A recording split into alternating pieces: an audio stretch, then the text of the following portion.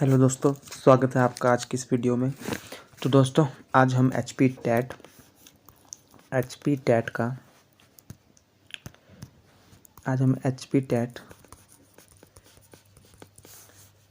का 2022 का non medical का जुलाई वाला पेपर करेंगे।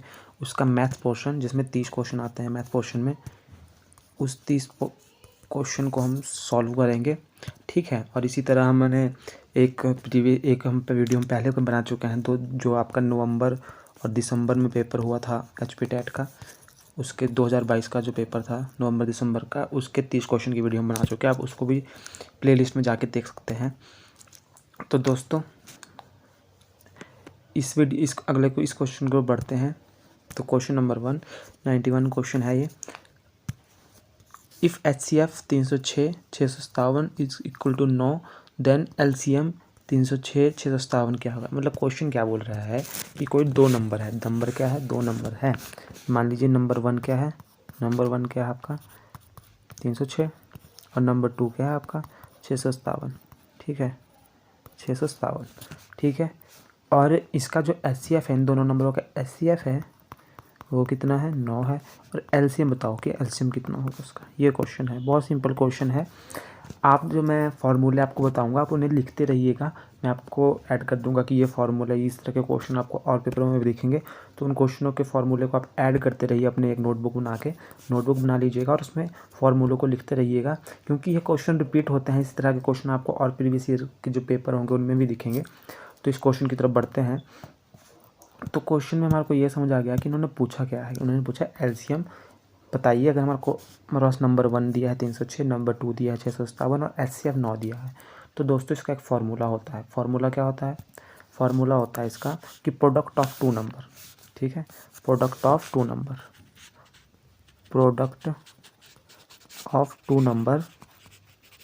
नंबर इक्वल टू एलसीएम गुणा एचसीएफ। ठीक है। तो प्रोडक्ट ऑफ टू नंबर क्या है? प्रोडक्ट ऑफ टू नंबर, पहले से फर्स्ट नंबर है 306, तो 306 गुणा दूसरा नंबर 657 इक्वल टू एलसीएम गुणा एचसीएफ। ये बना आपका फॉर्मूला। तो आपको क्या पता है? आपको 306 657, ठीक है, 657 और एलसीएम दिया है हमारे पास। एलसीएम आपको फाइंड करना है। एचसीएफ दिया है 9 और एलसीएम हमें फाइंड करना है। ठीक है, एलसीएम में फाइंड करना है। तो इसको रखा यहीं और इसको ले गए इनके नीचे को। तो 306 डिवाइड में ले गए गुना 657, ठीक है, divide by 9 equal to LCM. इसको काटेंगे 3 से, तो 3 एकम 3, 0, 3 दूना 6, 3 एकम 3 टाइम 9, 1 3 चौके 12, 34 आ गया। ठीक है, 34 आ गया। तो आपका जो एलसीएम है वो क्या आ गया? 34 गुणा 657। और आप इसकी गुणा करोगे, 34 गुणा 657 करोगे तो ये क्या आएगा? 7 चौके 28, 8। देखो 7 चौके 28, हमें से पूरा भी गुणा करने की जरूरत नहीं पड़ी। इसको 7 चौके 28, तो 8 देखिए फर्स्ट तो यहाँ आ रहा है 8। ठीक है, तो इसका आंसर होगा जो इसकी 657 गुणा 34 करोगे आप, तो क्या आएगा? 22338 आएगा। 22338 आएगा। तो आंसर होगा 2238। ठीक है, 2238। 657 गुणा 34 होता है 2238। 22338। ठीक है, तो आपका आंसर है ये। अगला क्वेश्चन की तरफ बढ़ते हैं। क्वेश्चन क्या है? A loaded truck travel 14 kilometre in 25 minute. If the speed remain the same, how far can it travel in the 5 hour. ठीक है, क्वेश्चन क्या है कि एक ट्रक 14 किलोमीटर कितने में चल रहा है? 25 मिनट में चल रहा है, और स्पीड अगर सेम है तो वो 5 घंटे में कितना चलेगा। ठीक है, तो सिंपल सा क्वेश्चन है। तो क्वेश्चन की ओर बढ़ते हैं। लोडेड ट्रक कितना चल रहा है?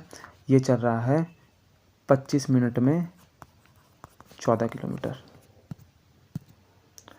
25 मिनट में 14 किलोमीटर चल रहा है, तो यहाँ क्या है? 1 मिनट में कितना चलेगा? 14 डिवाइड बाय 25, 14 डिवाइड बाय 25 चलेगा 1 मिनट में। ठीक है, और 60 मिनट में कितना चलेगा? 60 से गुणा कर देंगे, 60 से क्या कर देंगे, गुणा कर देंगे, 60 से गुणा कर देंगे, 60 से गुणा कर देंगे तो ये आ गया 5 5 25, 12 5 60, ठीक है। तो ये आ गया, तो मतलब 60 मिनट का मतलब होता है 1 घंटा, 1 घंटा। तो ये 1 घंटे में कितना चल रहा है, 14 गुणा 12 डिवाइड बाय 5, ठीक है। इतना चल रहा है ये 1 घंटे में। हमारे से क्या पूछा, 5 घंटे में कितना चल रहा है, तो इसको 5 से गुणा कर देंगे, 5 गुणा 1 आवर, ठीक है। यहाँ भी गुणा कर दिया, 14 गुणा 12 डिवाइड बाय 5, और इसको भी यहाँ 5 से गुणा कर देंगे, दोनों साइड 5 से गुणा करने पर तो ये 5 से 5 कट गया। तो 5 घंटे का कितना आ गया, 14 गुणा 12 कितने होते हैं, 14 गुणा 12 होता है आपके 168। तो आंसर आ गया आपका 168 किलोमीटर। तो इसका आंसर हो गया ए, ठीक है। अगले क्वेश्चन की तरफ बढ़ते हैं। Convert 0.0005 into standard form. देखिए कितनी जीरो है, 1 2 3 4, 1 2 3 4 5 6 और एक 5वां 7। तो ठीक है, हमारे को स्टैंडर्ड फॉर्म में लाना है इसको। तो हम क्या करेंगे, इसको 1 2 3 4 5 6 7 इसका दशमलव नीचे उतार देंगे तो 7 10 की पावर 7 नीचे उतर जाएगा, ठीक है।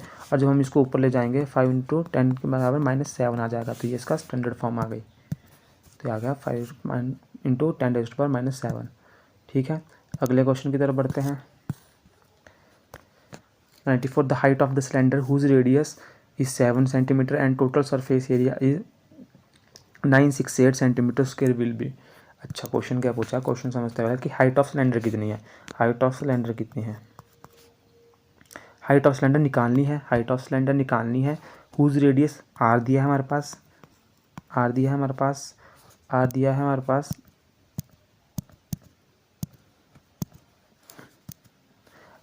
हमारे पास 7 सेंटीमीटर, ठीक है। एच में निकालना है, आर में दिया है, और सरफेस एरिया भी हमें दिया है 968, ठीक है।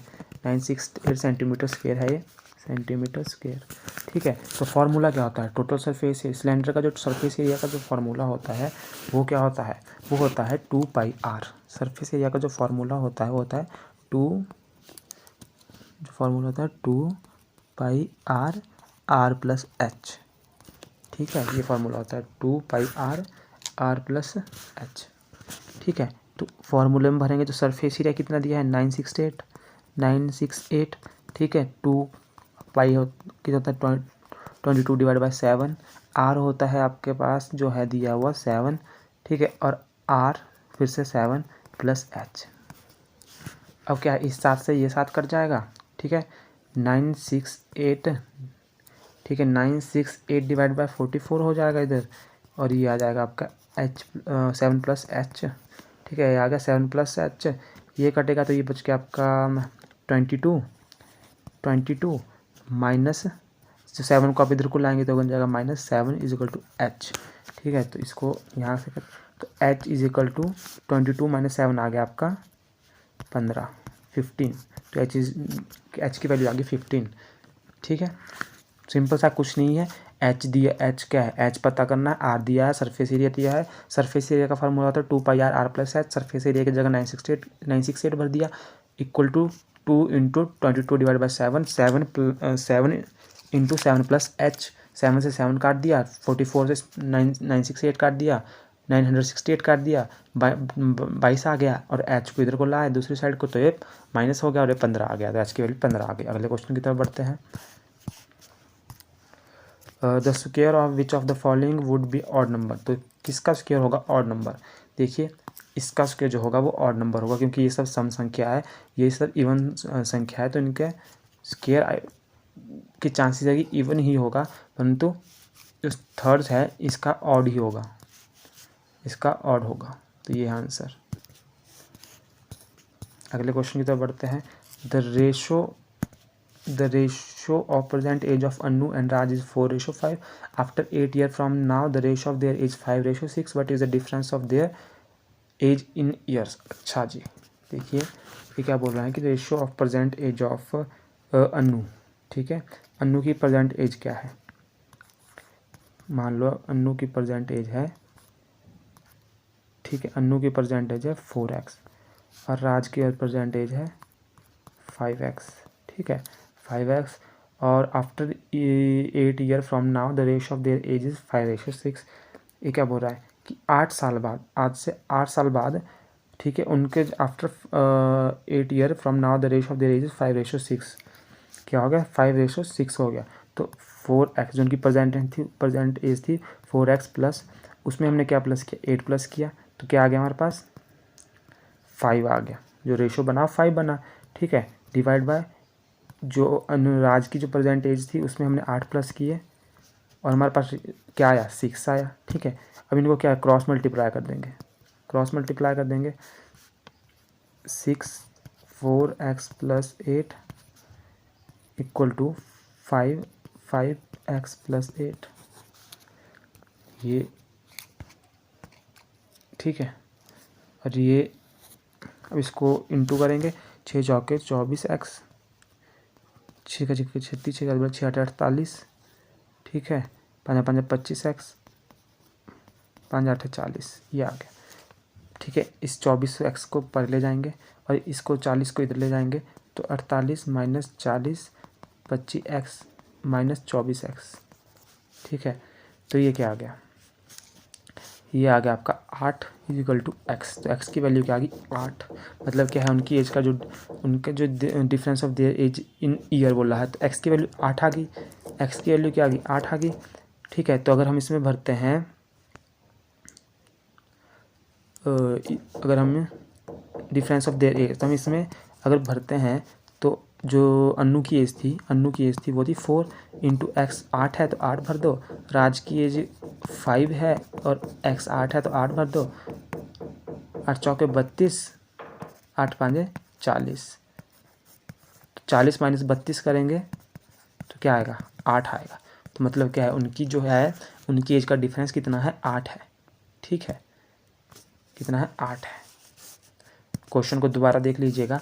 और इसकी शॉर्ट में हम बात करें तो हमें पता भी चल रहा है कि जो हम चार में अगर हम चार उसकी अगर मान लो एज है, ठीक है, 4 उसकी एज है और उसमें हम 8 साल बाद देखते हैं तो वो 5x हो जा रही है, ठीक है। और जब 5x इसकी एज है 8 साल बाद वो कितनी हो जा रही है 6x हो जा रही है, मतलब 6 हो जा रही है। तो हमें पता चल रहा है कि उनका डिफरेंस तो यहाँ पे भी देखो 4x माइनस 5 x ही है और यहाँ पे भी x ही है, तो मतलब x 8 साल बाद भी वो x ही डिफरेंस रह गया उन दोनों के बीच, ठीक है। जो जितना अभी था जितना डिफरेंस उतना ही 8 साल बाद भी रह गया, ठीक है। तो मतलब क्या है वो है 8 साल का डिफरेंस है उनकी एज में, 8 साल का। बाकी आपका तरीका बता दिया है, उस तरीके से कर लीजिएगा फार्मूला डाल के। If 15 worker can build a wall in 48 hour, how many worker will be required to do the same work in 30 hours. देखिए ये सिंपल सा क्वेश्चन है, इसमें बोला कि अगर 15 लोग हैं वो काम कर रहे हैं 48 आवर में built a wall in 48 hour में बना रहे हैं वॉल, और तो इसी काम को करने के लिए, ठीक है, कितने लोग 30 घंटे लगाएंगे। मतलब क्या है 15 लोग तो जी लगा रहे हैं 48, ठीक है, और 30 घंटे की लगने चाहिए काम को, तो कितने लोग चाहिए हमें इसी काम को करने के लिए, ये है। तो इसका सिंपल सा फार्मूला होता है, इसका फार्मूला क्या होता है वर्कर इंटू आवर्स, ठीक है, और वर्कर्स इंटू आवर्स। तो इसमें क्या है इसमें डाल देंगे हम वर्कर कितने 15 वर्कर्स है, आवर कितने लग रहे हैं इनको 48, ठीक है 48। और इसमें क्या डालेंगे वर्कर कितने हैं, वर्कर हमें फाइंड करने हैं और आवर्स कितने हैं 30, तो इस वर्कर को यहीं रखेंगे, ठीक है। और 15 गुणा 48 डिवाइड बाय 30, ठीक है, 15 दूना 30, 24 दूना 48, तो 24 वर्कर लगेंगे। कितने लगेंगे 24 वर्कर लगेंगे 30 घंटे में इसी काम को करने के लिए। तो सिंपल सा है वर्कर इंटू आवर, यहाँ पे डाल देंगे 15 लोग वर्कर लग रहे हैं 48 घंटे में काम कर रहे हैं, और यहाँ पे वर्कर हमें निकालने हैं और 30 घंटे में काम कराना है हमें, तो बस इसे यहाँ ले जाइए 30, ठीक है। तो यह जाएगा 15 दूना 30, 24 दूना 48, तो कितने वर्कर लगेंगे 24 वर्कर लगेंगे 30 घंटे में इसी काम को कराने के लिए, ठीक है।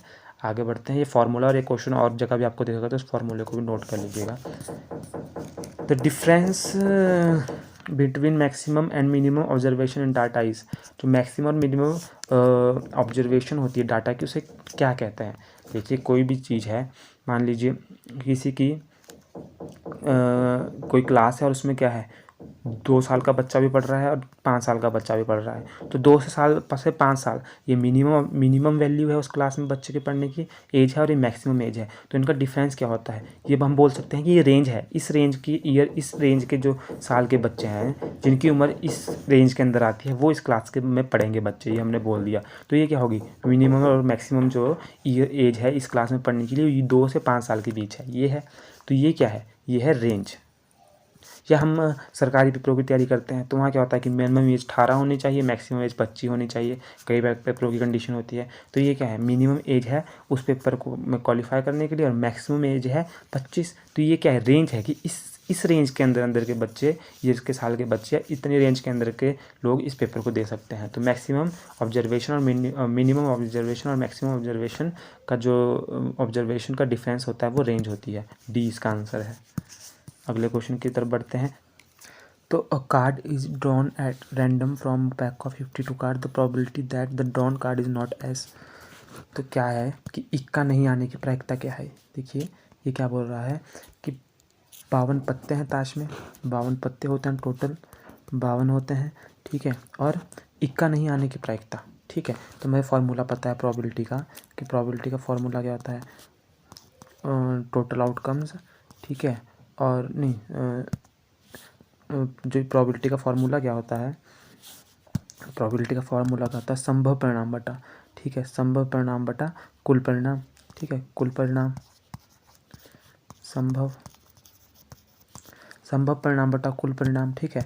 तो हमें पता है कि ताश में कितने पत्ते होते हैं, 52 पत्ते होते हैं, और उसमें से इक्के कितने होते हैं, इक्के 4 इक्के होते हैं, ठीक है। कितने होते हैं इक्के कितने होते हैं, 4 इक्के होते हैं, ठीक है। और इक्का नहीं आने की प्रायिकता, तो इक्के नहीं आएंगे, इक्के कब नहीं आएंगे, ठीक है। कितने प्रोबेबिलिटी है, देखिए टोटल 52 पत्ते होते हैं और उसमें से इक्के कब नहीं आएंगे, इक्के 4 पत्तों को छोड़ के 48 पत्ते तो आ सकते हैं, 48 बार इक्के आ सकते हैं, ठीक है। तो हम क्या बोलेंगे कि 52 में से 4 इक्कों को माइनस कर देंगे तो संभावित परिणाम कितने होंगे, 48 हो गए, कि 48 बार इक्के आ सकते हैं, और कुल परिणाम कितने हैं, 52।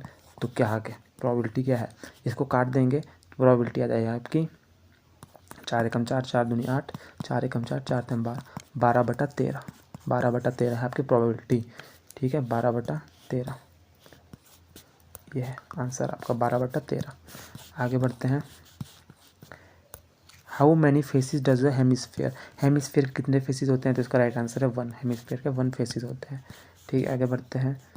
तो एडजेसेंट फिगर, देखिए यहाँ फिगर दिया आपके पास, HOP is a parallelogram, find the angle measure Z।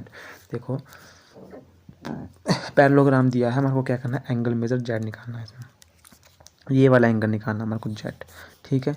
तो देखिए सबसे पहले हमें पता होना चाहिए, क्या पता होना चाहिए कि जो ये है, ठीक है, ये जो ये है, ये है जो ये है लीनियर पेयर है ये, तो ये लीनियर पेयर है जो यहाँ से लेके यहाँ, ठीक है, ये होता है 180 का, ये आपको पता है 180 का। तो मतलब क्या है, अगर हम इसको A नाम दे दे, इसको A नाम दे दे, तो ये पूरा क्या हो जाएगा, ये हो जाएगा A + 70 = 180, ठीक है। ये आपको पता क्यों है, ये लीनियर पेयर की वजह से, लीनियर पेयर, ठीक है, ये हमें पता लग गया, ठीक है। अब देखिए बात ही क्या है कि ये जो है 100, तो यहाँ से हम A की वैल्यू निकाल लेते हैं, 180 - 70, ये कितना आ गया 110, A की वैल्यू आ गई 110, मतलब यहाँ आ गया 110 डिग्री, A की वैल्यू आ गई 110 डिग्री, ठीक है। A की वैल्यू 110 डिग्री आ गई। अब हमें ये है, इसको मान लीजिए y, इसे क्या मान लीजिए y, इस वाले को मान लीजिए y, ठीक है। तो तो वाई कितना होगा, वाई होगा 40 डिग्री। वाई कितना होगा 40 डिग्री। क्यों होगा 40 डिग्री, क्योंकि ये वाई 40 डिग्री क्यों होगा, क्योंकि ये वाला कोण भी 40 डिग्री है और ये दोनों कोण आपस में क्या है, ये है अल्टरनेट इंटीरियर एंगल। क्या है, अल्टरनेट इंटीरियर एंगल है ये दोनों, तो इसलिए क्या होगा, ये 40 है तो ये भी 40 होगा। ठीक है, ये 40 है तो ये भी 40 होगा, तो ये भी 40 हो गया, ये भी हमें मिल गया। अब हमें क्या निकालना है, हमें निकालना है जेड। तो देखो आपको पता है कि ये ट्राइंगल है। ठीक है, आपको क्या पता है, ये ट्राइंगल है, पूरी की पूरी ट्राइंगल है, एक ट्राइंगल है। तो ट्राइंगल के तीनों कोणों का योग कितना होता है, 180 होता है। तो मतलब कोण क्या है इसमें, कोण जेड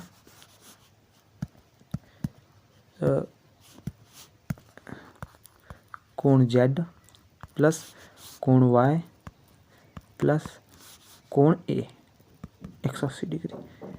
हमें कोण जेड निकालना है, कोण वाई हमें पता है 40 है, कोण ए हमें पता है 110 है, 180। कोण जेड को यहीं रखेंगे, ए हो गया 150। ठीक है, इसको पर ले जाएंगे तो 180 माइनस है 150 और ये आ गया 30 डिग्री। तो मतलब कोण जेड कितना आ गया, 30 डिग्री। कितना आ गया, 30 डिग्री। देखते हैं ऑप्शन में, 30 डिग्री सही है, 30 डिग्री ये वाला। तो मैं इसकी एक समरी दे देता हूँ। हमने क्या है, हमें पता है कि देखो हमें पता है कि ये है लीनियर पेयर, ये है ये जो कोण है, अब देखते हैं, ये है इसे, ये है, हमने इसे नाम दे दिया ए।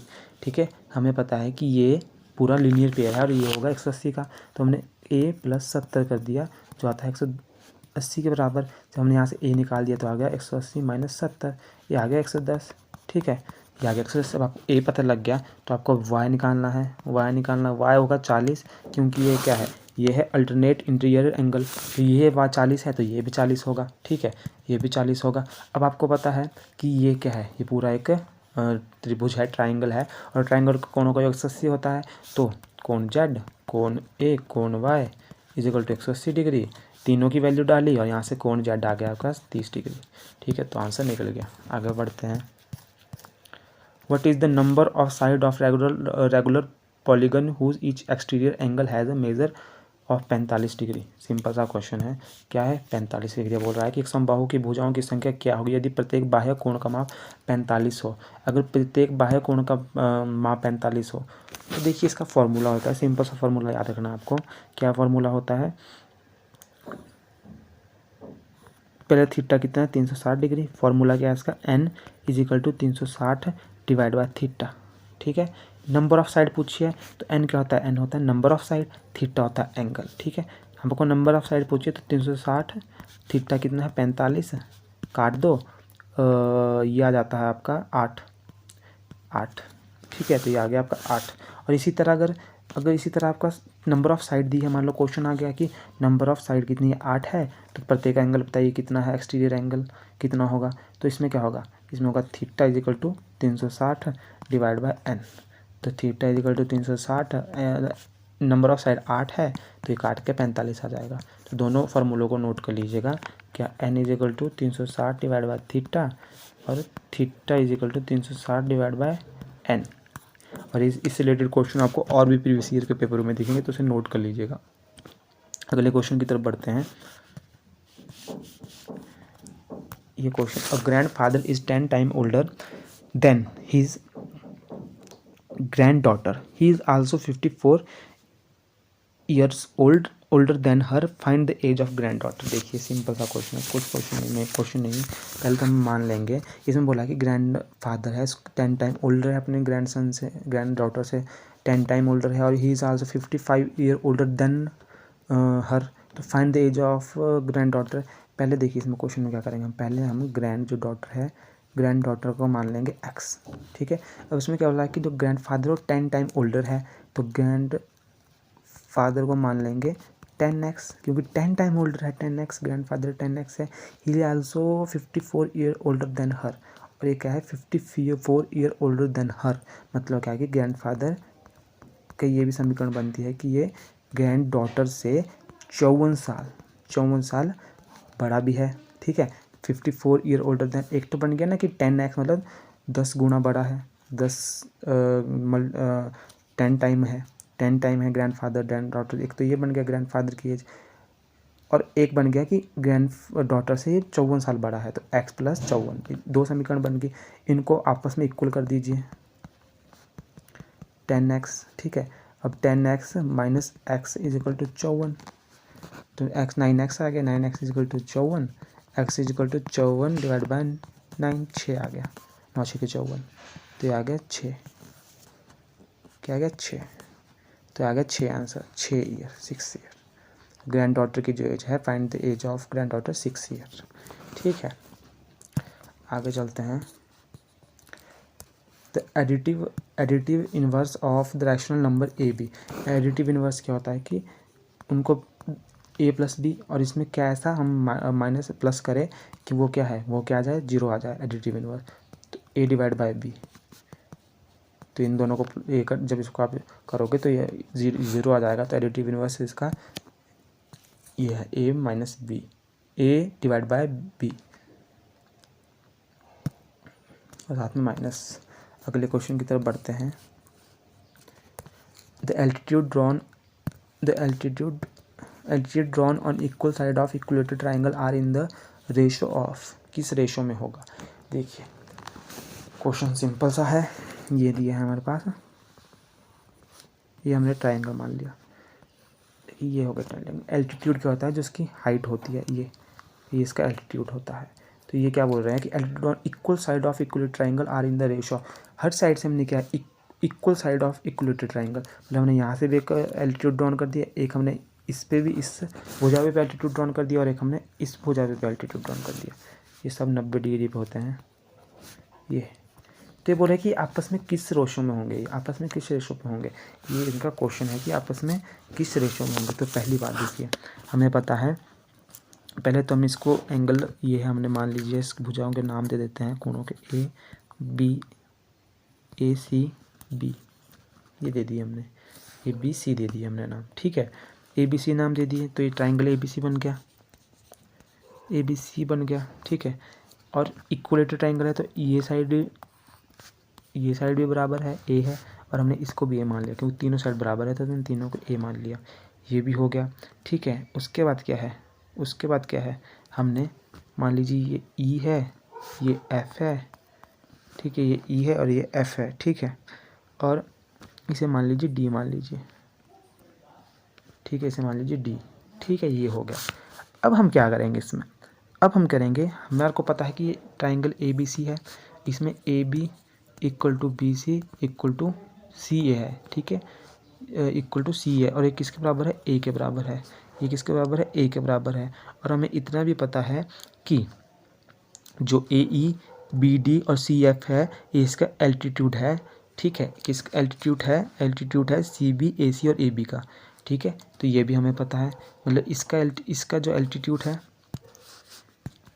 इसका ए बी पे क्या एल्टीट्यूड है, ए बी, इस पे क्या है, एफ है, एफ सी है, बी सी पे क्या है, बी सी पे क्या है, ए ई है एल्टीट्यूड, और सी ए पे क्या है, एल्टीट्यूड बी ए है, बी डी है, सॉरी, सी ए पे क्या है, बी डी है, ठीक है, हाँ बी डी है।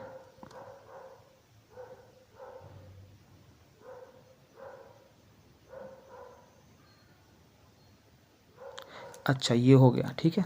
हाँ अब मुझे इसे मिटाना ही पड़ेगा, या मैं इसे मिटा देता हूँ फिर से। देखिए ये मैंने जनरल आपको इन्फॉर्मेशन दे दी, अब क्वेश्चन करते हैं आगे कि आगे क्या होगा। अब देखिए हमें क्या पता है, हमें पता है, हम इसकी एक भुजा ले के चलते हैं, हाँ हमें इसकी ए वाली भुजा लेके चलते हैं, मान लीजिए ए सी को सॉल्व करते हुए चलते हैं। तो ए सी को सॉल्व करते चलते तो हमें पता है कि जो ए सी है वो क्या है, A D plus C D, A C है जो वो क्या है, ए डी प्लस, क्योंकि देखिए ए सी पूरी है और ये क्या है, A D plus D C, ठीक है, A D plus D C, ये पता लग गया। ए सी है A D plus C D, और ए डी क्या है, पूरा ये ए सी क्या है, ए है, मतलब ए है, तो ए डी क्या होगा, ए डिवाइड बाई 2 बोल सकते हैं हम, ए डी, और सी डी भी a/2 होगा। ठीक है, a/2 होगा। इतना समझ आ गया? ठीक है, ये समझ आ गया। अब देखिए, अब हम राइट एंगल ट्राइंगल लेंगे क्या, BDA। ठीक है, हमने क्या किया, हमने BDA ये वाली राइट एंगल ट्राइंगल ले ली, हमने ये वाली राइट एंगल ट्राइंगल ले ली, और इसमें हमने क्या लगाई, पाइथागोरस थ्योरम लगाई। तो हमें पता है पाइथागोरस थ्योरम क्या बोलती है कि BD का स्क्वायर प्लस AD का स्क्वायर इक्वल टू AB का स्क्वायर। ये हो गया। ठीक है, AB का स्क्वायर हो गया। अब इसमें क्या है, जो हमें क्या निकालनी है, हमें क्या निकालनी है, ये निकालनी है एल्टीट्यूड BD। तो BD को एक साइड रखेंगे, BD का स्क्वायर को एक साइड रखेंगे, AB का स्क्वायर माइनस AD का स्क्वायर, इसको एक साइड लग जाएंगे। हमें एल्टीट्यूड का रेशो निकालना है, तो हमें ये वाली निकालनी है, ये वाली निकालनी है हमें एल्टीट्यूड का रेशो, ये वाली निकालनी है, ये एल्टीट्यूड है। तो हमें BD स्क्वायर को एक साइड रखेंगे और AB square minus AD square कर देंगे। ठीक है, ठीक है, ये कर देंगे। अब इतना कर दिया, मैं इसे मिटाता हूँ फिर से।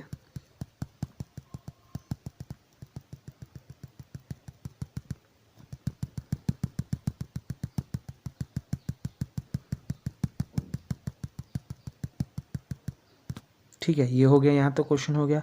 ठीक है, तो हमारे पास क्या आ गया, BD का स्क्वायर आ गया, AB का स्क्वायर माइनस AB का स्क्वायर माइनस AD का स्क्वायर। ठीक है, ये आ गया AB का स्क्वायर, AB का स्क्वायर माइनस AD का स्क्वायर आ गया। अब BD हमें पता है, BD का स्क्वायर हमें निकालना है, और AB हमें पता है। देखिए AB पता है हमें कितना है, A है। ये वाली जो भुजा है, ये वाली जो पूरी भुजा है, ये क्या है, A है, क्योंकि ये इसकी पूरी लेंथ A है। तो इसको हम डाल देंगे AB की जगह A स्क्वायर। और AD का पता है हमें, AD कितना है, AD कितनी है, A/2 है, तो इसका स्क्वायर कर दिया। तो BD का स्क्वायर, ठीक है, इसको सॉल्व किया तो क्या आया, A का स्क्वायर माइनस A का स्क्वायर 4, इसका एलसीएम लिया तो 4/4 A का स्क्वायर माइनस A का स्क्वायर, और इसको सॉल्व किया तो आएगा 3A का स्क्वायर /4। ठीक है, 3A स्क्वायर 4, और यहाँ दोनों साइड स्क्वायर रूट लिया तो इससे A कट गया तो ये बच गया BD सिंपल, और यहाँ पे कटा तो ये बढ़ गया √3, ये भी कट गया तो ये बच गया 2। तो क्या आया आपके पास, आपके पास आया BD जो आई आपके पास, BD कितनी आई, वो आ गया आपके पास √3 A/2। तो ये आ गया आपके पास एक एल्टीट्यूड। ठीक है, जो आपके पास ये ट्राइंगल था, ठीक है, ये ट्राइंगल था, जो यहाँ पे ट्राइंगल था, ये था A और BC, ABC, और ये था D। ठीक है, ये D। तो ये BD की वैल्यू निकाली आपने, ये वाले BD की वैल्यू निकाली जो एल्टीट्यूड था, और इसकी वैल्यू आ गई √3 A/2। ठीक है, तो इन तीनों का रेशो बोला, जैसे एक ये एल्टीट्यूड है, और एक यहाँ से एल्टीट्यूड खींचा था आपने, 3 एल्टीट्यूड खींचे थे। ठीक है, 3।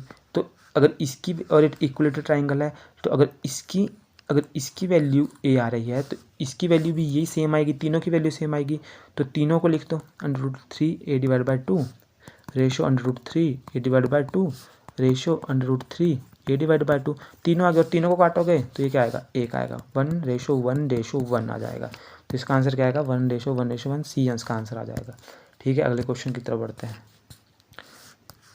The mean of the first 10 whole number is, the mean of first 10 whole number is, देखिए फर्स्ट 10 होल नंबर क्या है, होल नंबर क्या होते हैं, जो 0 से शुरू होते हैं। फर्स्ट 10 कौन हुए, 0 1 2 3 4 5 6 7 8 9 10। ठीक है, सॉरी 10 नहीं होगा, 9 तक होगा, 9 तक होगा। तो ये हो गए 1 2 3 4 5 6 8 9 10, तो ये हो गए 10 फर्स्ट 10 होल नंबर। तो इसका मीन कितना हुआ, तीनों सबको प्लस करेंगे, 1 3 3 6 4 10 5 15 6 21 6 21 और 7 हो गया आपका 28, 8 हो गया आपका 28 और 36, 36 और 9 हो गया आपका 36 और 4 35, 45, 45 आ गया इनका सम, और divide by number, total number कितना है 10, तो आ गया 4.5। मीन तो आपको पता है ना, मीन का फॉर्मूला क्या होता है, मीन का sum of all term, sum of all term, sum of all term divide by number of term, number of term. तो सम ऑफ ऑल टर्म आ गया 45, नंबर ऑफ टर्म है 10, तो इनको किया जाएगा 4.5, 4.5, 4.5 बी है इसका आंसर। ठीक है, आगे क्वेश्चन में बढ़ते हैं। How many times a wheel of radius 2.5 centimetre must rotate to go 352 metre. अच्छा जी, बहुत सिंपल क्वेश्चन है। क्वेश्चन को ध्यान से देखिए कि क्वेश्चन में बोलना क्या चाह रहा है, पूछ क्या रहा है। पहले तो ये कीजिए कि पूछ क्या रहा है। ये पूछ रहा है कि how many times a wheel of radius 2.5 centimetre, 2.5 centimetre must rotate to go 352 metre. देखिए एक पहिया है, मान लीजिए ये पहिया है, ठीक है, और इसका रेडियस कितना है, इसका रेडियस है 2.5 सेंटीमीटर, ठीक है, 2.5 सेंटीमीटर। तो ये जो पहिया है ये कितने बार रोटेट करेगा, कितनी बार रोटेट करेगा, कितनी बार रोटेट करेगा, कितनी बार रोटेट करेगा कि ये पहिया जिसका रेडियस 2.5 सेंटीमीटर है, ये पहिया कितनी बार घूमेगा कि यह 352 मीटर का डिस्टेंस कंप्लीट करे। डिस्टेंस कंप्लीट करे मतलब यहाँ ये 352 मीटर का डिस्टेंस है यहाँ, ठीक है, यहाँ ये 300 यहाँ तक 352 मीटर का डिस्टेंस है और पहिया यहाँ है, तो ये कितनी बार रोटेट करेगा यहाँ पहुँचने तक कि यह 352 मीटर का डिस्टेंस पूरा कर ले, तो कितनी बार करेगा, ये क्वेश्चन है। ठीक है, क्वेश्चन हमें समझ आ गया। तो अब रेडियस कितना है, रेडियस कितना है, पहले तो हम ये देखेंगे कि रेडियस कितना है, 28 सेंटीमीटर है रेडियस इसका, कितना है 28 सेंटीमीटर है इसका रेडियस, ये है रेडियस, ठीक है। और अच्छा, तो हमने क्या देखी, अब इसमें एक और बात है कि ये, ठीक है, तो जो पहिया जब चलेगा ज़मीन पे तो क्या इसका जो भार ला ये जो ये है ये टच होगी, मतलब यहाँ से तो यहाँ को घूमेगा, यहाँ से यहाँ को घूमेगा, यहाँ से यहाँ को घूमेगा, तो इसका जो बाहर का हिस्सा है ये टच होगा, तो इसको क्या बोलते हैं, इसको बोलते हैं सर्कमफ्रेंस। जैसे त्रिभुज का पैरामीटर होता है, इसका स्क्वायर का पैरामीटर होता है, आयत का पैरामीटर, घन आयत पैरामीटर होता है, ठीक है, इन सब का पैरामीटर होता है। वैसे पैरामीटर भी क्या होता है, ये आउटर बाउंड्रीज, ठीक है। वैसे ही ये पूछ रहा है कि जो तो जब हम सर्कल की बात करते हैं तो उसमें सर्कमफ्रेंस होता है, ये आउटर बाउंड्री सर्कमफ्रेंस, तो जो सर्कल का सर्कमफ्रेंस का फार्मूला लगेगा इधर, और सर्कल का सर्कमफ्रेंस कितना होता है 2πr होता है, 2πr होता है सर्कल का सर्कमफ्रेंस, और इसमें 2 डिवाइड बाई 22/7, ठीक है, 22/7 गुणा r कितना है 28 सेंटीमीटर, तो ये आ गया 7 चौके 28, 4 22 44 और 44 चौके 176 सेंटीमीटर। तो सरकमफ्रेंस कितना है 176 सेंटीमीटर एक पहिया का, मतलब ये एक पहिया है जिसका रेडियस कितना है 28 है, तो इसका जो टोटल बाउंड्री है ना ये 146 सेंटीमीटर है। ये अगर आप इसको जैसे यहाँ से जैसे ये एक पहिया है और इसको आप यहाँ से कट कर दोगे ना और इसको बिछा दोगे सीधा ऐसे, तो इसका जो लेंथ होगी वो 148 सेंटीमीटर होगी। तो इस जब ये पूरा आपने गोल कर दिया तो ये कितना है 48 सेंटीमीटर, 176 सेंटीमीटर, सॉरी 176 सेंटीमीटर है, ठीक है, 176 सेंटीमीटर आ गया, ठीक है। अब वो अच्छा है ये कि 352 मीटर के लिए कितना पहिया कितनी बार रोटेट करेगा। देखिए सिंपल सा क्वेश्चन है, ठीक है, हमारे को क्या पता है 352 मीटर लेंथ है, ठीक है, 352 मीटर लेंथ है और 176 सेंटीमीटर है ये, ठीक है, 176 सेंटीमीटर है ये। मीटर को जो आपका ये है 352 मीटर को आपने इसको चेंज कर दीजिए आप 352 को, क्योंकि जो आपका ये है सेंटीमीटर में, 176 सेंटीमीटर है और ये है 352 मीटर, तो मीटर को सेंटीमीटर में चेंज कर दीजिए और इसको 100 से गुणा कर दीजिए। कितने से गुणा कर दीजिए 100 से गुणा कर दीजिए, ये हो गया, ये सेंटीमीटर में चेंज हो गया, ठीक है, ये हो गया सेंटीमीटर में चेंज। तो ये आ गया जो आपका लेंथ कितनी हो गई 352 और लग गई, इतनी हो गई। और इसको सरकमफ्रेंस से डिवाइड कर देंगे हम, 176 से डिवाइड कर देंगे, तो अब कितना डिवाइड करने पे क्या आ रहा है, तो ये आ जाएगा आपका 176 दूना 352 और ये आ जाएगा 200 टाइम्स 200, ठीक है, 200 टाइम्स, ये होगा इसका आंसर। तो 200 टाइम्स ये, देखिए कुछ नहीं किया हमने। हमें पता है कि सर्कल का सर्कमफ्रेंस कितना होता है। सर्कल का सर्कमफ्रेंस कितना होता है 2 पाई आर। वैल्यू डाली 2 बाई बटा 7 22/7 और डिवाइड 22/7 डिवाइड 22/7 डिवाइड इंटू 28, ये आ गया आपका 176 सेंटीमीटर। ठीक है, 176 सेंटीमीटर आ गया। और हमें पता चल गया ये 176 सेंटीमीटर है, परंतु मेरे को यहाँ पे लेंथ 352 मीटर पे दी है, तो हमने इसको भी सेंटीमीटर में चेंज कर दिया, 100 से गुना कर दिया, तो ये आ गया आपका 352,020 लग गई। ठीक है, तो इस डिस्टेंस को कवर इस डिस्टेंस से डिवाइड कर दिया 176 सेंटीमीटर, और ये आ गया आपके पास 200। अगले क्वेश्चन की तरफ बढ़ते हैं। The area of rhombus is 240 centimetre square 240 centimetre square and one of the diagonal is 60 centimetre, then the other diagonal is. Simple सा रोम्बस का फार्मूला आपको पता है, तो प्रीवियस ईयर का जो पेपर किया था हमने इससे पहले, उसमें भी रोम्बस का फार्मूला आया था। और रोम्बस के जो एरिया का फार्मूला है वो कितना है, P into Q divide by 2, जिसमें P और Q इसके डायगोनल्स है, तो हमारे पास एक डायगोनल दिया है। ठीक है, तो एरिया ऑफ रोम्बस कितना है 240 डाल दिया। एरिया ऑफ रोम्बस में एक डायगोनल हमारे को दिया है 16 सेंटीमीटर, एक हमारे को निकालना है, डिवाइड बाई 2। ठीक है, डिवाइड बाई 2, तो 240। ठीक है, इसको ऊपर ले जाइए, इसको नीचे ले जाइए, 16 क्यू। ठीक है, 8 से काट दिए, 8 3 24 3 30, तो मतलब क्यू की वैल्यू क्या आ गई 30 सेंटीमीटर। 30 सेंटीमीटर, तो दूसरे डायगोनल की वैल्यू 30 सेंटीमीटर आ गई। अगले क्वेश्चन की तरफ आते हैं।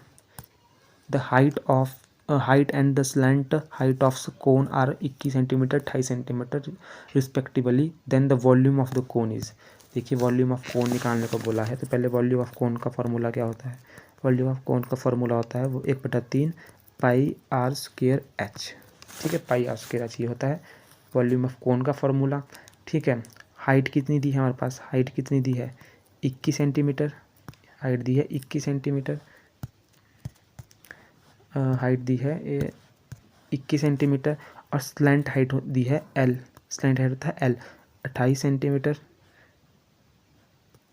28 सेंटीमीटर। ठीक है, ये हो गया। अब हम देखते हैं कोन को बनाते हैं पहले। ये है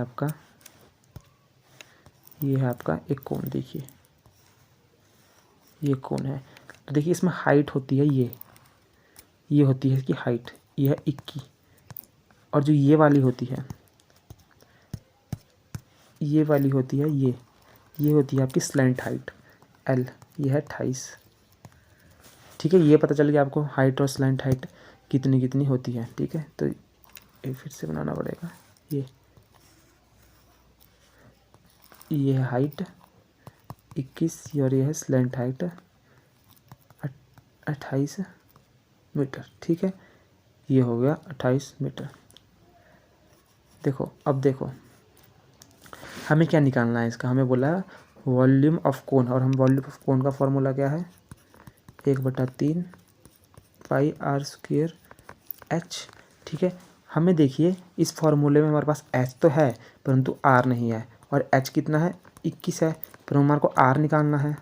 आर कैसे निकालेंगे, तो देखिए जब आप इसको ध्यान से देखेंगे इसके डायग्राम को, देखिए ये और ये, देखिए एक ट्राइंगल बना रहा है, और जिसकी हाइट ट्राइंगल की हाइट हमें पता है, जिसका हमें क्या है कर्ण हमें पता है। ठीक है, हाइपोटेन्यूस पता है, और बेस हमें निकालना है इसका। ठीक है, तो इसका फॉर्मूला क्या होता है बेस का स्क्वायर। ठीक है, बेस का स्क्वायर और आपका कर्ण का स्क्वायर इक्वल टू बेस का स्क्वायर प्लस हाइट का स्क्वायर। ठीक है, तो इसमें क्या है, इसमें होगा L का स्क्वायर H का स्क्वायर प्लस R का स्क्वायर, ये होगा। L का स्क्वायर आपको पता है कितना है 28 का स्क्वायर होगा, H का स्क्वायर आपको पता है 21 का स्क्वायर होगा, और R का स्क्वायर हमें निकालना है। R किस तरफ रख देंगे 28 का स्क्वायर माइनस 21 का स्क्वायर। ठीक है, 28 का स्क्वायर माइनस 21 का स्क्वायर। ठीक है, 28 का स्क्वायर माइनस 21 का स्क्वायर आर स्क्वायर, 28 का स्क्वायर माइनस 21 का स्क्वायर, और इसका जो फॉर्मूला है देखो, ए स्क्वायर माइनस बी स्क्वायर बन रहा है ये, तो ए प्लस बी ए माइनस बी लग जाएगा। तो 28 माइनस 21, 28 प्लस 21, ठीक है, आर का स्क्वायर, तो ये क्या आ गया 7 इंटू 49 आर का स्क्वायर। तो ये आ गया आपका इससे इसको इसका आपने कर दिया तो ये आ गया 7/7, ठीक है, 7/7 आ गया जब आपने स्क्वायर हटा दिया, क्योंकि 7 इसका स्क्वायर रूट आ जाएगा 7, और जो ये वाला स्क्वायर है इसके ऊपर स्क्वायर रूट वैसे का वैसे रह जाएगा, तो आर आ गया 7/7, आर की वैल्यू की 7/7, ठीक है। अब हमारे पास जो फॉर्मूला था v volume equal 1/3 pi r square h, इसमें डाल दीजिए 1/3, ठीक है, 1/3 पाई की वैल्यू है 22/7, आर की वैल्यू है 7/7, और एच की वैल्यू है, हाइट कितनी थी, हाइट थी हमारे पास 21, इससे कट गया 7 टाइम 21, 3 से 3 कट गया, ठीक है, और आपके पास बच गया, क्या बच गया आपके पास बच गया, एक तो 22 बच गया, ठीक है, 22 बच गया। अच्छा, आर का स्क्वायर था यहाँ आर का स्क्वायर था, तो मेरे पास क्या बच गया 22 बच गया इंटू 7, यहाँ से बच गया 7 का स्क्वायर, और यहाँ से 7 कट गया तो 7 का 7 बच गया, तो बच गया 22, ठीक है, 49 इंटू 7 ये आ गया, तो ये आ जाएगा आपका गुणा करके 7546 सेंटीमीटर क्यूब, 7546 का आंसर है 7546 सेंटीमीटर क्यूब, ये इसका आंसर है, ठीक है। तो ये आपको समझ आ गया होगा। मैं इसका एक रिकैप दे देता हूँ आपको कि हमने कुछ नहीं किया। हमें पता था कि इसका जो वॉल्यूम ऑफ कोन होती है, वो उसका फार्मूला क्या होता है 1/3 पाई आर स्क्वायर एच। इसमें हमें एच पता था, एच हमारे पास 21 था, आर हमें पता नहीं था, तो आर निकालने के लिए हमने डायग्राम बनाया, वहाँ से हमें पता लगा, ठीक है, वहाँ से हमें पता लगा कि ये तो हमारे पास 21 है, स्लैंट हाइट हमारे पास 28 थी, तो हमने यहाँ से क्या पाइथागोरस थ्योरम लगाई, यहाँ से हमने इसका क्या हमने ये रेडियस निकाल दिया आर, ठीक है, वो आर आ गया हमारे पास 7/7 आर आ गया हमारे पास, ठीक है। वहाँ से हमने क्या फार्मूले में डाला 1/3 इंटू 22/7 7/7 का होल स्क्वायर इंटू एच आपके पास 21, बस यहाँ से आपने सॉल्व किया और आपके पास आंसर आया 7546 सेंटीमीटर क्यूब। आगे बढ़ते हैं तो question 110, x - 2 is the factor of 4x3 + 3x square - 4x + k, then the value of k। देखो इस तरह के क्वेश्चन में कुछ नहीं करना होता है, x - 2 = 0, x की वैल्यू क्या गई 2 आ गई, ठीक है, x की वैल्यू 2 आ गई, उस x की वैल्यू को 2 की वैल्यू इसमें पुट कर दीजिए इक्वेशन में, ठीक है, 4 2 की पावर 3 + 3x + 2 की पावर 2 - 4 2 + k = 0, ठीक है। अब यहाँ से 4 2 की पावर 3 + 3 × 2 = 4, ठीक है, -4 दूनी 8 + k = 0, ठीक है। k को एक तरफ रख दीजिए और इनको सबको परे ले जाइए, 8 - 3 × 12 -2 दूनी 4 4 दूनी 8 8 × 32, ठीक है, आ गया 32, ठीक है। अब क्या करेंगे हम, k इनको माइनस कीजिए, तो जब माइनस ये आ गया आपका -4 -32, और इन दोनों को माइनस करेंगे तो -36, तो k की वैल्यू आ गई -36, और ये आपका सी आंसर। आगे क्वेश्चन की ओर बढ़ते हैं। The sum of first n odd natural number, sum of first n odd natural number क्या होता है, तो देखिए यहाँ पे AP लीजिए, ऑड नंबर वाली 1 3 5 7 डैश डैश डैश और n तक, और ये n क्या है और नेचुरल नंबर है, n क्या है, और नेचुरल नंबर है जो अंत में है, ये और नेचुरल नंबर है, ठीक है। टोटल टर्म कितनी हुई, टोटल टर्म कितनी हुई, टोटल टर्म कितनी हुई, टोटल टर्म कितनी हुई, ये हुई n, और d इनका डिफरेंस कितना है 2, 3 माइनस 1 कितना हो गया, 2 हो गया। तो सम ऑफ नेचुरल नंबर का फॉर्मूला क्या है, इसे भी आप नोट कर लीजिएगा, n divide by 2, 2a plus n minus 1, ठीक है, इंटू डी, ये है। तो इसमें क्या है, हमारे को सम ऑफ n, हमारे को क्या निकालना है, तो सम ऑफ फर्स्ट n और नेचुरल नंबर, तो ये कर दिया। n आपको पता है कितना है, n ही है, डिवाइड बाई 2, 2 इंटू ए आपको 1 है, प्लस n माइनस 1, और d कितना है 2 है। अब इसे सॉल्व कीजिए तो n डिवाइड बाई 2, ठीक है, n डिवाइड बाई 2, 2 प्लस, इसको ब्रैकेट को खोल दीजिए, 2 प्लस 2n माइनस 2, ये आ गया, इस 2 से ये 2 कट गया, ठीक है। तो क्या बचा आपके पास, क्या बचा आपके पास, क्या बचा आपके पास बचा n डिवाइड बाई 2, 2n, ये बचा 2n, इस 2 से ये 2 कट गया, तो n स्क्वायर आ गया, क्या आ गया, n स्क्वायर आ गया, तो n स्क्वायर आ गया, ये आपका आंसर है। अगले क्वेश्चन की तरफ बढ़ते हैं।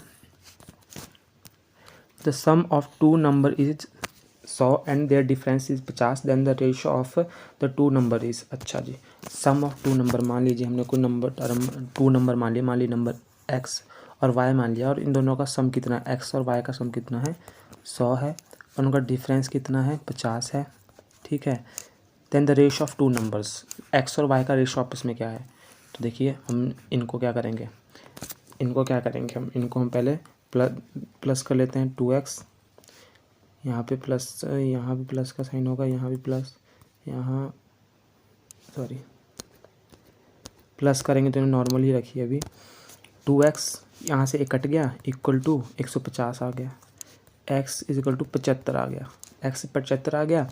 जब हम इसमें इस पहली या दूसरी इक्वेशन में किसी में भर दीजिए, पहली में भर लीजिए मान लीजिए, तो x 75 को पहली में भर दीजिए, plus y is equal to 100, तो y की वैल्यू कितनी आ गई, 25 आ गई, y की वैल्यू 25 आ गई, ठीक है।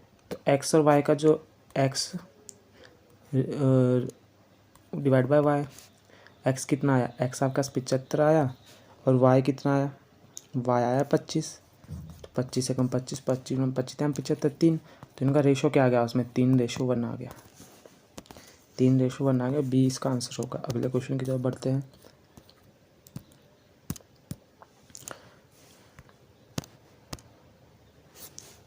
ठीक है, अगले क्वेश्चन की तरफ बढ़ते हैं।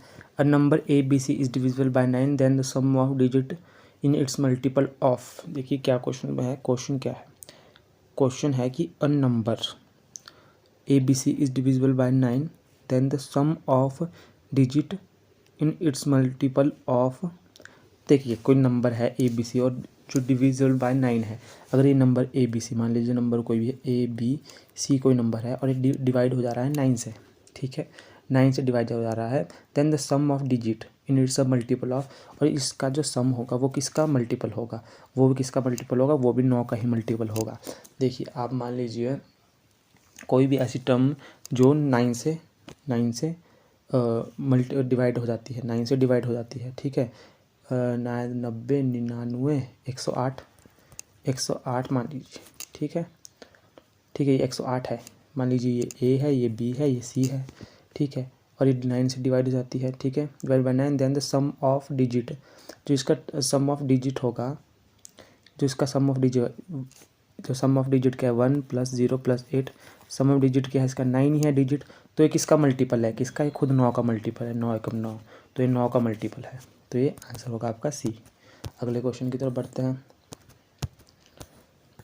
114 क्वेश्चन पे आ गए हैं हम, क्वेश्चन को पढ़ते हैं। अच्छा, इसमें क्या है, buy 3 get 1 free, what is the percentage of discount being offered here, ठीक है, buy 3 get 1 free, what is the percentage of discount being offer, मान लीजिए कि आपने क्या किया, आपने 100 रुपये की कितनी वस्तु खरीद ली, 3 खरीद ली, ठीक है। 100 रुपये की आपने 3 वस्तु खरीद ली, ठीक है। मान लीजिए एक आइटम का प्राइस है 100 रुपये, ठीक है, 100 रुपये, ठीक है। और ऐसे ही आपने कितनी आइटमें खरीद ली, 3 आइटमें खरीद ली, 300 रुपये बन गए, 300 रुपये। और आपको 100 रुपये की एक आइटम फ्री मिल गई, 100 रुपये की एक आइटम आपको इनके साथ फ्री मिल गई, ठीक है। तो ये क्या बोल रहे हो कि डिस्काउंट बीइंग ऑफर्ड, ये डिस्काउंट परसेंटेज कितना हो गया। देखिए डिस्काउंट कितना है आपके पास, 100 का है, ठीक है।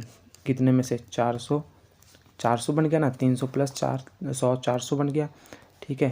डिवाइड बाय 100, 100 चौके 4 आ गया इधर, ठीक है। 25, 4 एकम 4, 25 चौके 100, 25, तो 25% का आपको डिस्काउंट मिल गया, ठीक है। 25% का आपको डिस्काउंट मिल गया, सी इसका आंसर है। अब अगला क्वेश्चन है volume of cylinder. Volume of cylinder, cylinder का वॉल्यूम क्या है, तो वॉल्यूम ऑफ सिलेंडर है पाई आर स्क्वायर एच, ठीक है, पाई आर स्क्वायर एच, ये इसका सही आंसर है। अगले क्वेश्चन की तरफ बढ़ते हैं। If x is even number then what is the next odd number. If x is the even number what is the next odd number. देखिए एक्स अगर इवन नंबर है तो ऑड नंबर क्या होगा, एक्स प्लस 1, ठीक है। मान लीजिए एक्स है 4, तो इसका अगला नंबर क्या होगा 5, तो कैसे बनेगा, इसमें 4 प्लस 1 5, तो अगला नंबर क्या होगा x प्लस 1, तो ये इसका आंसर है। बहुत ही सिंपल सा क्वेश्चन था। अच्छा, sale price of toy car is 540, 540 है सेल प्राइस, सेल प्राइस है 540 ऑफ टॉय कार।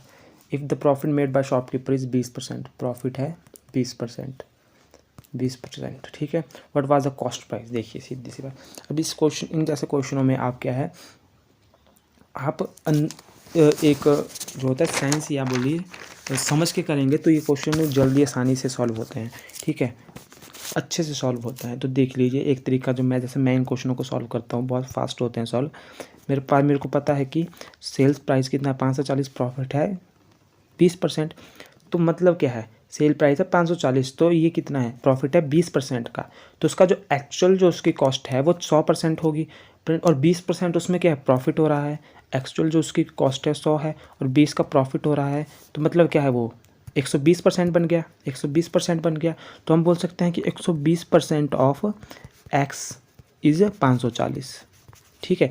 जो 120% है एक्स का वो क्या है 540, क्योंकि 100% तो इसका क्या है, जो अगर उसका 100% है वो तो इसके कॉस्ट है, कॉस्टिंग है, उसको कॉस्ट प्राइस होगा उसका 100%, परंतु 120% क्या है, जो 20% प्रॉफिट है हमने वो भी जोड़ दिया इसमें, तो 120% ऑफ एक्स क्या बन गया 540 बन गया। समझ रहे बात, तो 120 गुना एक्स, ठीक है, divide by 100 is equal to 540। जब आप इसको काटोगे, ठीक है, इसको काटोगे, इस तरफ कर लेते हैं इसे, ठीक है, एक्स को इधर ही रखो, 540 गुना 100 इंटू 120, ये आपने इधर को शफल कर दिए सारे, तो ये बन गया, इससे ये काट दो, ठीक है, और 2 6 12, 2 5 10, ठीक है, और 2 3 6, 2 दूनी 4, 1 2 7 14, 3 9 27, और ये कितना बन गया, ये बन के आपका एक्स की वैल्यू जो आ गई आपके पास लगभग 9 5 5 45 450 आ गई। कितनी आ गई, 450 आ गई, ठीक है, 450 आ गई। तो मतलब क्या, एक्स क्या था, एक्स था जो उसकी कॉस्ट प्राइस है, तो कॉस्ट प्राइस कितनी आ गई 450 आ गई, 450 आ गई। तो दोस्तों अब हम पहुंच गए क्वेश्चन नंबर 117। मैंने आपको एक तरीके से बता दिया, अब दूसरे तरीके से देख लेते हैं इस क्वेश्चन को, 117वें क्वेश्चन को। तो देखिए एक तरीका तो मैंने बता दिया, दूसरा क्या है, हमारे को पता है कि जो इसका सेल प्राइस है वो कितना है 540 है, ठीक है। इसकी जो आपकी प्रॉफिट है वो 20% है, ठीक है। कॉस्ट प्राइस हमने क्या पता नहीं तो हमने एक्स मान लिया, ठीक है। अब हम क्या निकालेंगे, पहले हम निकाल देते हैं इसका प्रॉफिट निकाल देते हैं। तो प्रॉफिट क्या है, 20% इसका प्रॉफिट है, 20% ऑफ क्या एक्स, जो कॉस्ट प्राइस उसका 20% प्रॉफिट है, तो 20% ऑफ एक्स, तो ये आ गया आपका एक्स डिवाइड बाय 5, कट गया V5 x डिवाइड बाय 5। ठीक है, तो अब हमें क्या पता है, अब हमें पता है कि जो सेल्स प्राइस होता है वो क्या होता है, कॉस्ट प्राइस प्लस प्रॉफिट। ठीक है, profit sale price plus sale price क्या होता है, कॉस्ट प्राइस प्लस प्रॉफिट। तो हमारे को पता है कि सेल प्राइस क्या है 540 और कॉस्ट प्राइस कितना है x divide by cost price कितना है x, कॉस्ट प्राइस कितना है x माना हमने, कॉस्ट प्राइस x है और प्रॉफिट कितना है x डिवाइड बाय 5। ठीक है, 540 इसको सॉल्व करेंगे तो ये आ जाएगा आपके 6x divide by 5, 6x divide by 5। तो अब x को ले जाएंगे, x को यहीं रखेंगे, 540 गुना 5 डिवाइड बाय 6, 6 9 54, 90 गुना 5, 90 गुना 5 आ जाएगा आपका 450। तो जो x की वैल्यू आ गई आपका यहाँ आगे 450। इस तरीके से आप इस क्वेश्चन को कर सकते हैं। अगले क्वेश्चन की तरफ बढ़ते हैं। ये है कि if the quadrilateral show in the figure, ये हमारे पास फिगर दिया है और इसमें क्या बोला है कि ये जो AC है ये 24 सेंटीमीटर है, पूरी AC 24 है, DF 13 है और EB 8 है। तो इसको आप दो तरीके से सॉल्व कर सकते हैं। एक तो आपको इसका डायरेक्ट फार्मूला बना के दे दिया गया है, या तो वो क्या है, फार्मूला क्या है 1 divide by 2 DH1 plus H2, जिसमें क्या है 1/2 D क्या है इसका जो डायगोनल है, डायगोनल कितना है इसका, जो इसका ये है ये वाले डायगोनल है AC, तो AC की वैल्यू कितनी है 24 वो डालिए, H1 कितना है 13 प्लस H2 कितना है 8। तो ये आ गया, 2 से काट दीजिए 12 गुना 21, 13 प्लस 8 21 है, तो 12 गुना 21 आ जाता है आपका 252 मीटर स्क्वायर। तो ये है एक आंसर। ठीक है, और ये बनता कैसे है क्वेश्चन अभी बता देख लेते हैं। देखिए जो फार्मूला बनता कैसे, ये आपके एक ट्राइंगल बनता है इसमें और एक दूसरा ट्राइंगल बनता है आपका ये। और अगर आप इसको दो ट्राइंगल आपका इसका कैसे एरिया कैसे बनेगा इसका, पहले एरिया ऑफ इसका इस ट्राइंगल का निकालोगे तब एरिया ऑफ इस ट्राइंगल का निकालोगे। ठीक है, तो एरिया ऑफ क्वाड्रल कैसे बनाएंगे हम, एरिया ऑफ क्वाड्रल इक्वेशन क्वाड्रल, तो area of ADC plus area of ACB, तो एरिया ऑफ ADC निकालोगे आप तो क्या है 1 divide by 2 base into height H1 plus 1 divide by 2 base into H2। ठीक है, तो देखो इसको कॉमन ले लीजिए, बेस को कॉमन ले लीजिए B और H1 प्लस H2। ठीक है, ये H1 प्लस H2। ठीक है, और यहीं इस जो मैंने आपको फार्मूला भी बताया था कौन सा, ये वाला formula 1 divide by 2 DH1 plus H2। और इसमें बेस को क्या है हमने डायगोनल बोल दिया। ठीक है, बेस को डायगोनल बोल दिया, बेस आपका इसमें बेस आपका यही बनता है, डायगोनल भी आपका यही बनता है। तो इस तरीके से अगर आप ऐसे भी सॉल्व करोगे इसको, तो इसमें 1 डिवाइड बाय 2 बेस की वैल्यू डाली 24, H1 है 13 प्लस 8 12, यहाँ से काट दिया 12 आ गया, 12 गुणा 21 फिर से आपका 252 आ गया। तो आंसर आप चाहे कैसे करिए आंसर आपका वही आएगा 252। आगे चलते हैं, ये क्वेश्चन है then the value of x बोला निकालने को। बहुत सिंपल क्वेश्चन है, इसमें क्या करेंगे पहले इसको तोड़ देंगे, इक्वेशन को कैसे, यहाँ देखिए 3 की पावर x 3 की पावर 4, आपको पर base equal then power get added, 3 की पावर x डॉट 3 की पावर 2 इज इक्वल टू 8। यहाँ से आप 3 की पावर x डॉट 3 की पावर 2 कॉमन ले लेंगे। ठीक है, और 3 की पावर 2 बच गया एक में, माइनस 1 बच गया इज इक्वल टू 8। 3 की पावर x डॉट 3 की पावर 2 ये आ गया 9 माइनस 1 इज इक्वल टू 8। तो ये आ गया आपका 3 की पावर x डॉट 3 की पावर 2 8 इज इक्वल टू 8। 3 की पावर x डॉट 3 की पावर 2 8 डिवाइड बाय 8 इज एक बच गया, तो 3 की पावर x डॉट 3 की पावर 2 1। ठीक है, अब इस 3 की पावर 2 को इसके नीचे ले जाइए। ठीक है, नीचे ले जाइए तो क्या बचा 3 की पावर x डॉट 3 की पावर 2 इसके नीचे ले जाइए तो ये आ गया 9।